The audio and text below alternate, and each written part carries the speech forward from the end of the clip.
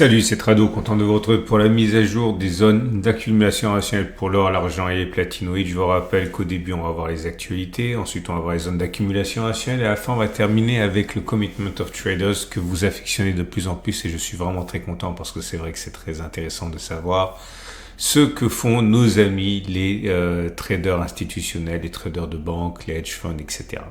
On va donc commencer par les actualités. 3 actualités importantes, j'ai envie de dire. Tout d'abord, la Société Générale, en anglais dans le texte, qui délivre son Outlook. Et il considère que... Alors, c'est un article qui est positif, et il considère qu'effectivement, les beaux jours sont toujours au rendez-vous pour l'or, toujours pour les mêmes raisons. Si vous êtes des habitués et pas des nouveaux venus sur le marché de l'or, vous n'apprendrez absolument rien dans ce document. Pourquoi c'est bien? Eh bien tout simplement parce qu'il y a de l'incertitude avec les tarifs, parce qu'il y a la volonté de dédollariser les banques centrales. Donc les banques centrales veulent acheter de l'or et avoir moins de dollars. Ils expliquent qu'il suffirait qu'une toute petite proportion du dollar, des actifs en dollars se répercute sur l'or pour entraîner une augmentation très significative. Donc il n'y a aucune raison de penser que la hausse est terminée au niveau des fondamentaux pour l'or. Maintenant, c'est la manière dont il titre le document, et il est vrai qu'il considère quand même que ça reste un trade qui est soumis à une très forte demande. Et on sent que il y a une mode maintenant pour l'or qui fait qu'on risque d'avoir des secousses quand même à court terme. Et là, ça rejoint un petit peu ce qu'on a déjà dit avant, c'est-à-dire que il y a un véritable alignement des planètes pour l'or actuellement entre les tensions, l'inflation, etc., la volonté de dédollarisation. Et on voit pas trop ce qu'il pourrait y avoir de plus. Ou si vous préférez, il suffirait d'une petite déception pour qu'on ait un appel d'air. Ça ne remettrait absolument pas en cause ce qui se passerait après la consolidation, mais à court terme, il faut vraiment se méfier. Et ça rejoint l'article de Citi. Ici, Citi, on ne connaît pas Citi en France, mais c'est très gros le groupe Citi. Citigroup, c'est énorme. Et il faut comprendre que, voilà, eux considèrent que l'or pourrait très bien tomber en dessous de $3 000. Et quand il dit en dessous de $3 000, c'est pas de 1999. Il parle de 2500, 2700 d'ici mi-2026. Et pourquoi? Tout simplement parce qu'il y a une mode autour de l'or qui ne souffre pas la déception. Et si à un moment ou à un autre le flux continu des banques centrales devait se tarir parce que c'est cher ou parce que les Américains feraient la tête ou n'importe quoi, etc., il y a de la place pour une baisse. Et là, ça renvoie directement au graphe que je vous mets sous le nez depuis des mois. C'est-à-dire que j'ai expliqué que la première zone de support, elle est là, la deuxième zone de support, elle est là, c'est la zone sur laquelle il y a déjà eu de l'accumulation rationnelle. Eux vont encore plus bas, ils voient un retour sur cette zone grise, qui est une zone de support. Et ça voudrait dire, donc, à partir des niveaux actuels, perdre 25%. Et honnêtement, je pense pas qu'on puisse écarter ce scénario et j'ai même envie de dire que ce serait bien. Je pense pas qu'on perdra 25%. À titre personnel, je pense qu'on va perdre du terrain. C'est peut-être parce que je prends mes désirs pour des réalités, mais j'aimerais bien qu'on aille chercher les 30, 55, 29, 57. Ce serait très sain. On aura perdu depuis les plus hauts 15-16%. Quand on regarde ce qui se passe au niveau des graphes, voilà, regardez, vous voyez, cette période-là, entre 2021 et 2023, on a perdu en tout 22%. Et puis derrière, il y a eu les records que vous connaissez. C'est sain de faire des consolidations. Ok, là, par exemple, sur cette grande jambe de hausse des années 2000, il était sain. On a perdu 14%, on a perdu 14% ici, on a perdu 25% ici. Ok, c'était en 2006. Bon, moi je suis investi depuis les débuts des années 2000, je les ai vus ces corrections, ça me fait vraiment pas peur, c'est quelque chose qui est normal, qui est souhaitable et qui permet de repartir sur des bases saines. Et en ce sens, la prophétie de Citigroup, perdre 25%, ce serait ni exceptionnel ni dramatique, ça ne serait un problème que si vous n'êtes pas préparé à ça. Je vous rappelle, si vous découvrez mon format, que je vous encourage à envisager une accumulation en 2 phases, en zone d'accumulation rationnelle et en DCA. C'est-à-dire la DCA, c'est tous les mois ou toutes les 2 semaines ou toutes les semaines ou tous les 2 mois, enfin bref, à intervalles réguliers pour accompagner l'évolution des cours historiques, mais on essaie de battre le marché en achetant plus, en mettant plus d'argent quand on est sur des zones d'accumulation rationnelle comme 32,50, 32,00, 30,55, etc. Et donc ces alertes, je pense que vous devez vraiment les voir comme une invitation à mettre de l'argent un petit peu de côté en plus de la DCA. Ça peut être peu, ça peut être 10%, ça peut être 20%, ok, mais une partie de côté pour pouvoir bénéficier des retours sur les zones d'accumulation rationnelle, y compris une baisse de 25%, afin de ne pas en être victime, mais d'en profiter en faisant baisser votre prix de revient unitaire.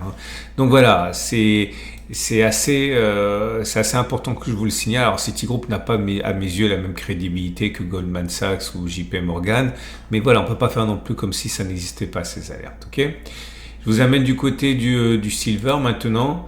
Et le silver, alors un article très simple mais très bien fait, c'est pourquoi est-ce que l'argent il monte, pourquoi est-ce que le silver monte, et ils reprennent tous les éléments, et dans le désordre, il y a la guerre. Alors ça, c'est pas vraiment, bon, à mon avis, c'est quand même pas très pertinent, parce qu'on voit bien que ils insinuent que c'est la valeur refuge de l'argent qui le ferait monter, hors leur baisse. Okay, donc je suis pas trop d'accord avec ça, mais bon, pourquoi pas. Par contre, le reste est totalement cohérent. Il y a de l'inflation et les matières premières adorent l'inflation. Il y a une très forte demande industrielle, et ça, c'est la magie de l'offre et de la demande.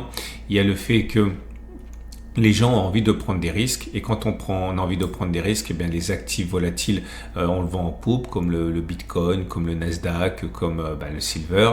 Il y a une spéculation aussi, parce que bon, tout le monde parle maintenant de la fameuse tasse avec anse qui nous amènerait très haut. Tout le monde parle des records qui vont tomber, donc forcément ça donne envie de spéculer. Et à partir de là, voilà, vous avez tout cet ensemble de choses qui se mettent en place. Mais l'article précise bien, attention, le silver, contrairement à l'or, a des sautes d'humeur et des corrections plus fortes que l'or. C'est-à-dire qu'il est courant pour le silver de perdre 5, 10, 15, 20%, beaucoup plus que pour le silver. Donc la contrepartie des explosions les explosions haussières, eh bien c'est des crashs assez rapides sur le silver. Et l'article dit bien, il faut envisager d'investir pour le long terme sur le silver. Surtout pas partir sur des coups, parce que si vous partez sur des coups, vous risquez d'en prendre tout simplement. Et le dernier article que j'aimerais vous soumettre, alors c'est la raison pour laquelle le platine monte, et surtout est-ce que c'est trop tard, est-ce que c'est un bon moment pour acheter, et l'article est très clair par rapport à ça. C'est que il l'a effacé, mais vous pouvez y accéder directement sur mon site. Je sais pas pourquoi il l'a enlevé, mais enfin bon bref.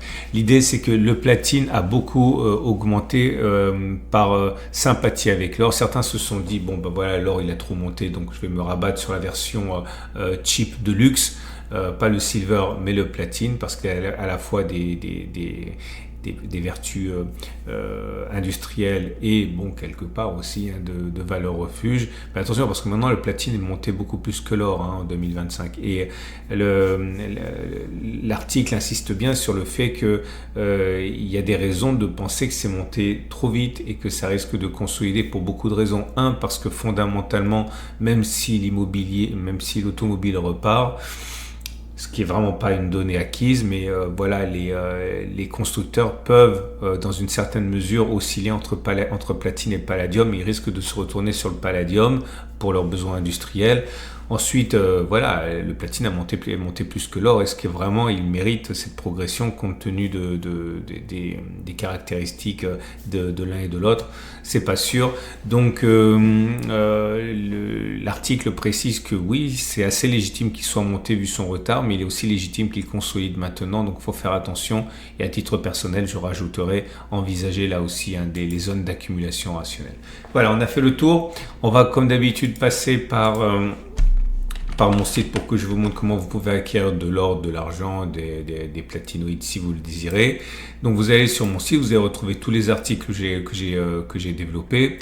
Et une fois que vous avez découvert les articles que j'ai développés, si vous voulez en savoir davantage, vous avez une bannière qui vous amène directement sur le site de l'or et l'argent. Et là, si vous cliquez sur au coffre, vous allez pouvoir avoir les prix notamment et des pièces les plus célèbres. Évidemment, on pense au Napoléon ici.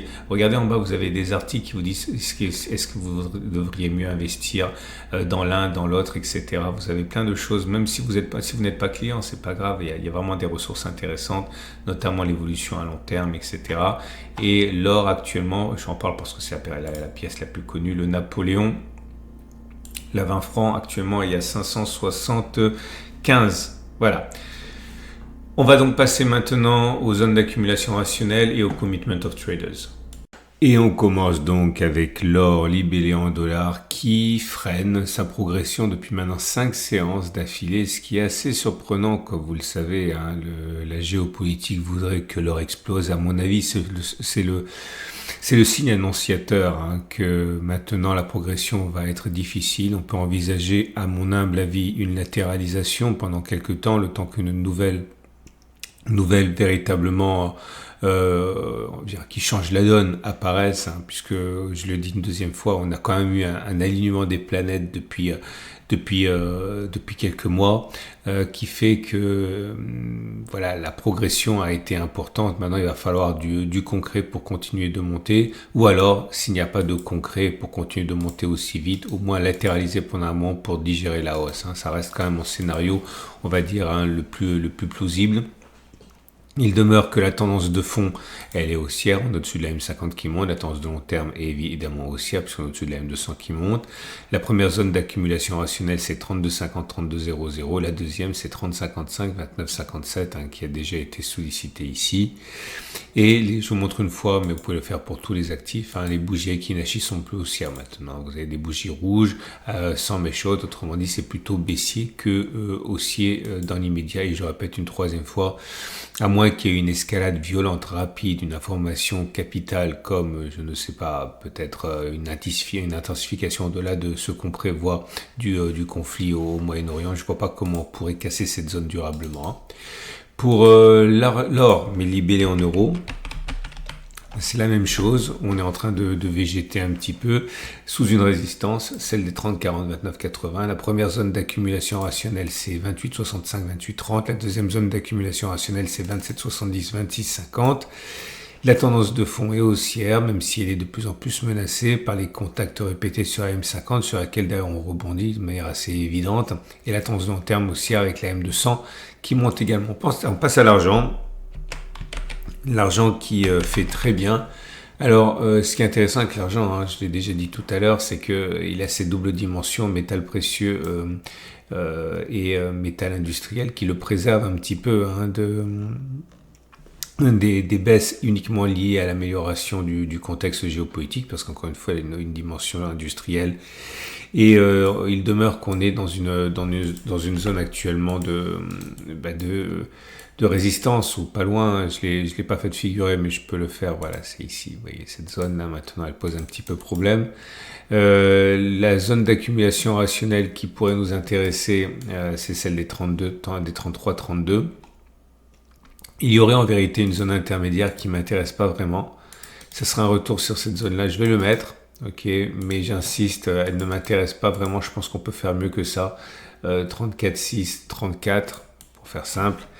Ça ne veut pas dire que vous ne puissiez pas l'exploiter. Je dis simplement que si vous avez déjà accumulé de manière significative, comme ici, comme là, peut-être que vous pouvez être plus exigeant et attendre un retour sur les 33, 32. Par contre, et j'ai envie de dire à l'inverse, si vous commencez votre voyage d'accumulation, en plus de la DCA, une petite accumulation sur les 34, 6, 34 peut être envisageable. Même si 33-32 me semble quand même plus intéressant. Tendance de fond haussière, tendance de long terme haussière. Pour l'argent libellé en euros, c'est la même chose. Très belle performance depuis le début de l'année. Là aussi, hein, on a rebondi sur la zone d'accumulation rationnelle des 26,3, 24,2. Donc j'imagine que certains ont déjà pu faire largement leurs emplettes. La zone des 29,28 est pour moi la prochaine zone d'accumulation pertinente. À noter qu'on vient d'avoir un croisement M50 M200. Les croisements M50 M200 sont généralement recherchés car ils produisent souvent des hausses voilà, assez significatives, pas toujours mais souvent, à suivre de près. Et on va donc passer maintenant à l'argent libellé, non, au platinoïde. Donc le platine pour débuter dont on a parlé tout à l'heure, libellé en dollars. Je considère que la zone d'accumulation rationnelle est à 1100-1045 dollars. En plus, hein, je le répète, hein, des DCA si vous voulez combiner les deux. La tendance de fond est haussière, la tendance de long terme elle est haussière. Et pour le platine libellé en euros, c'est pareil. Je pense qu'il n'y a pas de précipitation à avoir en matière d'accumulation rationnelle. La première zone qui serait intéressante, ce serait 960-921. Mais là aussi, vous savez, vous avez sans doute accumulé de très nombreuses fois sur les différentes zones d'accumulation rationnelle qu'il y a eu. Donc normalement, il n'y a pas d'urgence. Néanmoins, si vous débutez votre accumulation en platine, vous pourriez être intéressé hein, par une accumulation plus agressive. Je répète, 960-921 pour les zones d'accumulation rationnelle et bien sûr la DCA pour ceux qui veulent combiner. Le palladium, dont on dit qu'il pourrait être le prochain à progresser, mais vous allez voir ce que disent les cotes, les commitment of traders dans 2 minutes, c'est assez instructif. Le palladium libellé en dollars pour débuter, eh bien vous êtes là aussi en train de consolider. On a bien rebondi, hein, mine de rien. Bon, c'est pas le platine, hein, mais depuis les plus bas d'avril, on a quand même pris 17% et au plus haut, on a pris 21%. Donc il y a vraiment un réveil au niveau du palladium. Hein. Ça me semble, voilà, 940, 980, 956, ça me semble pas mal. En vérité, il y a une autre zone d'accumulation rationnelle. Je dirais pas qu'il faille nécessairement en profiter, ça dépend si vous avez déjà accumulé avant ou pas. Mais on va dire que c'est une zone intermédiaire. Ok, c'est compris entre 1023, 1030, on va dire 1030 et 1004. Ok, si vous n'avez pas du tout accumulé et si vous voulez le faire, éventuellement 1030, 1004 c'est une zone on va dire intermédiaire, une zone agressive d'accumulation rationnelle, puis surtout 980, 956 et le palladium libellé en dollars. Vous avez la possibilité de, non pardon je dis des bêtises, en euros. Vous avez la possibilité d'accumuler sur la zone d'accumulation rationnelle des 862, 763 qui a été sollicité déjà de très nombreuses fois. Et je vois rien de véritablement significatif avant ça. Voilà. J'espère que cela vous aidera à constituer votre plan d'attaque. On va passer maintenant au Commitment of Traders. Je vous rappelle avant de débuter 2 choses. Un, c'est un document qui est retardé. Okay, c'est obligatoire. Les institutionnels concernés sont obligés de remettre leur activité, mais ils le font le vendredi. Enfin, ils le font le mardi et le document est produit et rendu public le vendredi. Autrement dit, ce que vous allez voir, ça correspond à l'activité des gestionnaires de fonds, des institutionnels sur la semaine qui a précédé mardi. Ok, donc c'est extrêmement retardé. Et puis j'insiste aussi parce que c'est vrai, c'est assez bluffant parfois, notamment dans les faits qu'on pouvait envisager d'accompagner les mouvements récents en suivant les codes. Ça reste quand même quelque chose qui est faillible. Hein. Les institutions n'ont pas toujours raison naturellement, mais ça donne quand même une idée de ce qu'ils font. Ce qui a son intérêt. Donc on passe au Commitment of Traders. Ah, et pour ceux qui seraient surpris de la sortie tardive maintenant, plus tardive le samedi de ma vidéo, c'est tout simplement parce que je dois attendre que les données sortent et donc ça retarde le processus. Donc il y a peu de chances pour que vous puissiez le voir comme avant le vendredi soir. Hein. Ça sera davantage le lundi matin. On passe aux cotes. Et pour l'or, la situation devient complètement instable ou on va dire chaotique pour les gestionnaires, les non-commercial gestionnaires, ça inclut les gestionnaires de fonds, les hedge funds, etc. Puisqu'il n'y a plus aucune conviction, c'est vraiment une sorte de paralysie. Les contrats longs qui sont très largement majoritaires, on parle de 160 000 contrats longs contre seulement 36 000 contrats courts chez les gestionnaires de fonds. Mais la progression du jour ou de la semaine est frappée du saut de l'immobilisme, 0,4% de contrats longs en plus, 0,5% de contrats short en plus. Autrement dit, je le répète, aucune conviction. On sent bien que à la période de baisse des contrats longs qu'il y a eu il y a quelques semaines a succédé une augmentation des contrats longs, c'était encore il y a récemment, et là plus rien du tout, immobilisme total. Les institutionnels ne savent absolument pas ce qu'ils vont faire, donc ils figent les positions, donc pas de conviction nouvelle. Attention, je vous rappelle, et c'est très important, que ça a été fait le 10 juin. Ok, ça a été remis public le 10 juin, donc avant l'intervention israélienne sur les infrastructures nucléaires iraniennes. Et c'est pour ça que ce sera très intéressant de suivre plutôt ce que les Commitment of Traders montreront la semaine prochaine. Beaucoup plus de conviction du côté du silver. Regardez ça, le managed money, donc les institutionnels, ont progressé dans leur position longue de 1,6%. Donc ça, c'est intéressant parce que ça veut dire qu'il y a quand même de la conviction. Il y avait déjà 59 000 et quelques contrats ici. Et pour les shorts, ils étaient globalement longs. Encore une fois, je sais, je me répète toutes les semaines, mais parce que toutes les semaines, je vois cette énormité selon laquelle les banques, les institutionnels spéculeraient à la baisse contre l'argent. Vous voyez bien que c'est complètement faux. Il y a 6 fois plus de contrats longs que shorts. Mais regardez ça, sur la semaine qui a précédé le 10 juin, les contrats short ont été réduits de 2164 contrats, autrement dit près de 16%. Ça s'apparente clairement à un short squeeze. Alors, il n'est pas monumental ce short squeeze, mais il est vraiment très important. Et là aussi, méfiez-vous de ce que vous lisez dans les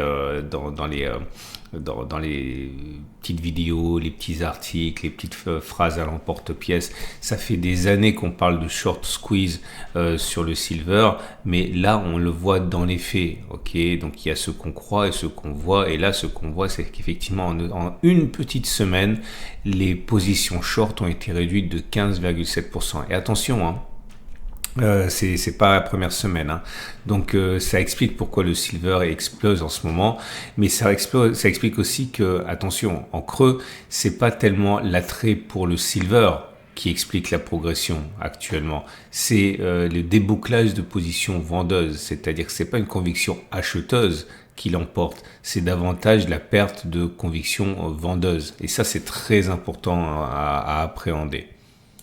Et même constat pour le platine, regardez ça, les managed money, les institutionnels étaient largement à l'achat sur le platine avec 2 fois plus, non un peu moins quoi, mais 42 000 contrats longs pour 25 000 contrats short. Mais regardez ce qui s'est passé sur la semaine écoulée avec une progression de 1,5% des contrats longs et un effondrement des contrats short de 15%. Donc là aussi, c'est la raison pour laquelle les cours du platine explosent sur la semaine en question. C'est pas tant à cause de la conviction haussière qui s'intensifie avec uniquement 1,5% de position longue en plus, mais il y a un débouclage, une couverture de position short de 15% sur le platine, ok, et vous comprenez bien que ça a des allures quand même de tous aux abris pour ceux qui shortaient. Et le palladium dont on dit que c'est le suivant sur la liste. Et c'est très intéressant parce que c'est l'inverse. Regardez ça. Le palladium faisait l'objet d'un plus grand nombre de contrats short que de contrats longs. Autrement dit, là, pour le coup, c'est vrai, les institutionnels de banque, etc., étaient plutôt en situation de spéculation baissière, ce qui plombait le palladium. Mais sur la semaine qui est monitorée, Les contrats longs ont augmenté de 35%, excusez du peu, c'est colossal. 1340, ça paye pas de mine, mais par rapport au faible nombre de contrats longs, c'est 35% de positions longues en plus. Au même moment, eh bien, les contrats short perdaient 899 contrats, autrement dit 8,4%. Si vous avez suivi, c'est pas du tout la même configuration que précédemment pour le platine par exemple, qui monte, ou le silver qui monte essentiellement parce qu'il y a des couvertures de short. Bref, une sorte de short squeeze. Là, c'est pas du tout le cas pour le palladium qui monte à cause d'une plus grande conviction haussière. Et ça change tout pour la pérennité du mouvement. Ok, voilà. J'espère que ça vous a plu. J'espère que ça vous donnera des idées de ce qui pourrait se passer. Je vous rappelle que 1, le manage money peut se tromper. 2, c'est décalé. 3, ça tient pas compte de ce qui s'est passé sur l'Iran. Je voudrais pas vous faire croire que on peut lire dans une boule de cristal, mais en tout cas, ça vous montre ce que les institutionnels font et le marché, c'est eux qui le font, pas nous. Excellente journée. Vous retrouverez ces Commitment of Traders la semaine prochaine. Vous retrouvez également tous les articles que j'ai mentionnés en début d'article sur mon site. Vous avez la possibilité également de vous procurer tous les métaux précieux que vous voulez physiques. Ok, avec mon partenaire au coffre et Veracage. Vous avez un lien en dessous de la vidéo. Excellente journée. À mercredi pour la mise à jour. Pensez à liker, ça me fait très très plaisir. Pensez également à commenter si vous avez des choses à dire, et parce que moi je fais les choses quand même en surface. Et dernière chose, excellent week-end et à mercredi pour la mise à jour.